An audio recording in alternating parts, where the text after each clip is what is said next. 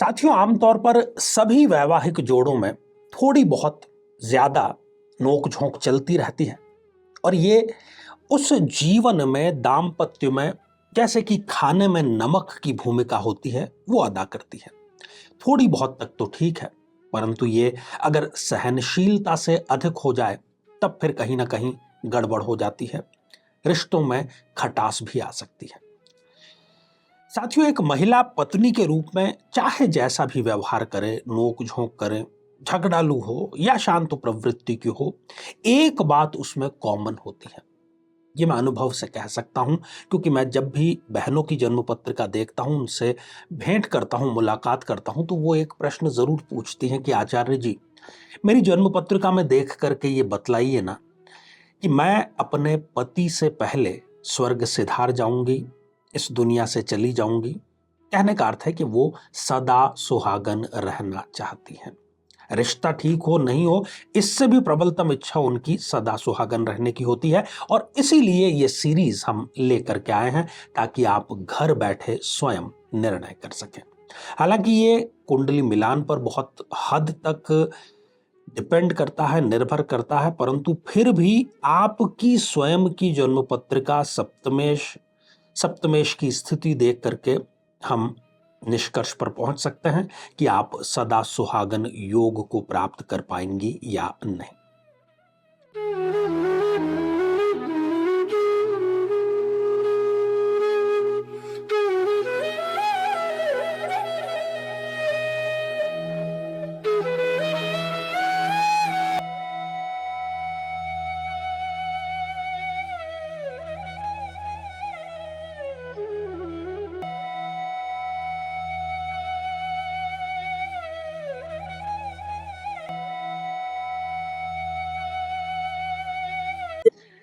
तो मेरे बहुत ही प्रिय और बेहद सम्मानित साथियों, हृदय की असीम गहराइयों से अभिनंदन, बहुत बहुत हार्दिक स्वागत। साथियों, ये जो श्रृंखला है, इस पर आज बारी है मकर लग्न पर चर्चा करने की। तो यदि आपका मकर लग्न है तो आप भी दिल थाम करके बैठिए और कुंडली जो है वो आप खोल करके अपने हाथ में जरूर बैठिएगा, ताकि आपको समझने में किसी प्रकार की परेशानी ना हो।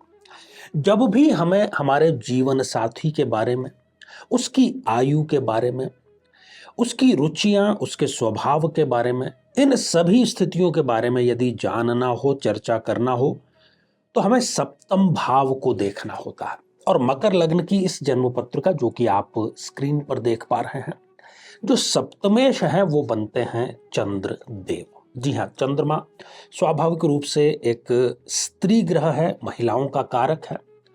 तो तीन ऐसी स्थितियां मकर लग्न में निर्मित होती हैं। यदि ये किसी बहन की जन्म पत्रिका में हो तो वो सदा सुहागन योग स्वयं में निर्मित करती है। यदि लग्न में बैठा हुआ है चंद्रमा तो सप्तम भाव को देख रहा है। स्वयं चंद्रदेव यदि सप्तम भाव में विराजमान हो तब। और तीसरी स्थिति, यदि चंद्रदेव पंचम भाव में उच्च राशि के विराजमान हो जाए। इन तीनों में से कोई भी स्थिति यदि है तो ऐसी बहन जो है वो सदा सुहागन योग को धारण अवश्य करती है। ज्योतिष का जो सिद्धांत यहां पर लागू है, जो सिद्धांत यहां पर कार्य कर रहा है, वो यही है कि यदि सप्तमेश स्वग्रही है या अपने घर को, सप्तम भाव को स्वयं देख रहा है, या फिर वो जन्म पत्रिका में उच्च राशि का हो गया है, तब वो ये रिजल्ट और भी कई प्रकार के जो लाभ है वो जरूर प्रदान करता है। और ज्योतिष का एक और सिद्धांत आपको बतला दें कि, क्योंकि एक स्वाभाविक सी जिज्ञासा आपके मन में जरूर होगी कि यहाँ पर इस मकर लग्न की जन्म पत्रिका में चंद्रदेव तो एक मारक ग्रह है, तो फिर वो कैसे रिजल्ट प्रदान करेंगे। देखिए, यदि किसी जन्म पत्रिका का कोई भी मारक ग्रह भी यदि अच्छी स्थापना, श्रेष्ठ प्लेसमेंट के साथ में यदि विराजमान है तो वो रिजल्ट अच्छे प्रदान करता है।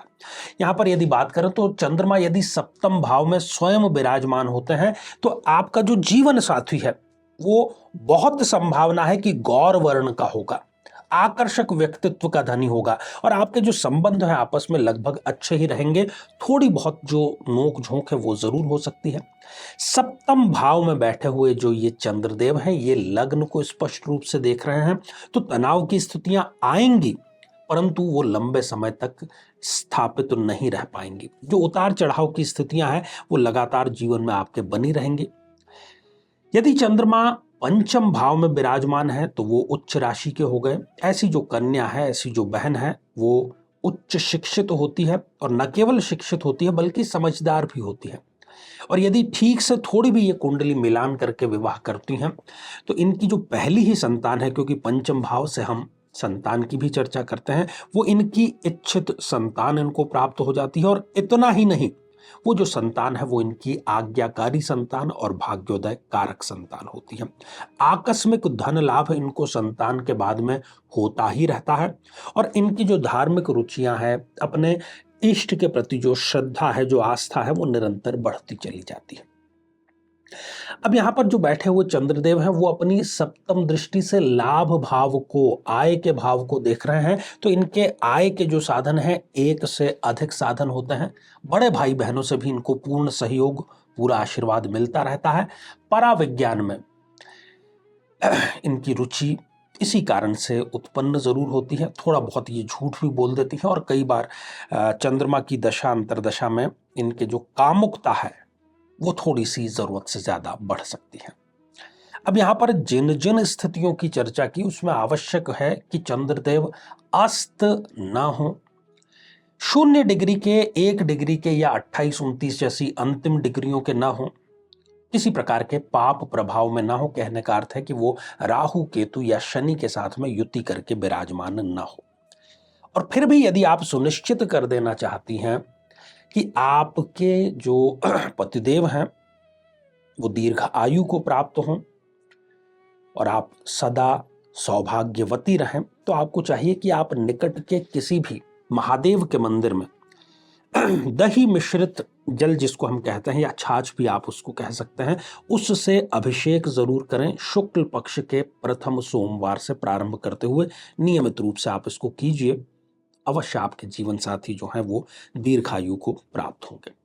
जीवन में किसी समस्या का सामना कर रहे हैं, जैसे कि शादी में देरी होना, पति पत्नी में मनमुटाव या तलाक तक की नौबत आ जाना, संतान का प्राप्त न हो पाना, नौकरी या धन प्राप्ति में बाधा आना, जीवन के प्रत्येक क्षेत्र में किसी न किसी प्रकार की बाधा आना, तो आज ही अपनी जन्म पत्रिका का संपूर्ण विश्लेषण करवाएं और पाएं समस्या से सदैव के लिए मुक्ति। तो आइए साथियों, अब हम बढ़ते हैं आज के हमारे कमेंट के चरण की तरफ। और पहला ही जो कमेंट है ये शिवा SS इस आईडी से आया है।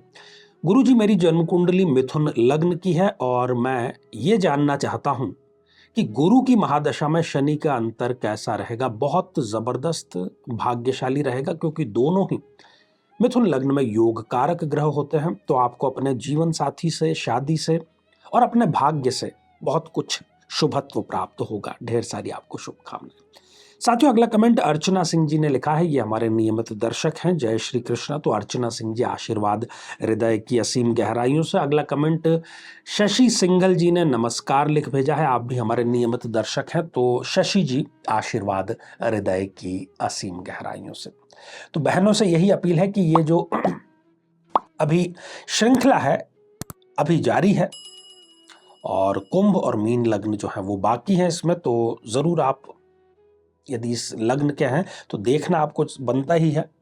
तो आज के लिए केवल इतना ही, और इसी मंगल कामना के साथ में कि आप सभी स्वस्थ, समृद्ध और शांतिपूर्वक जीवन व्यतीत करें। नमस्कार।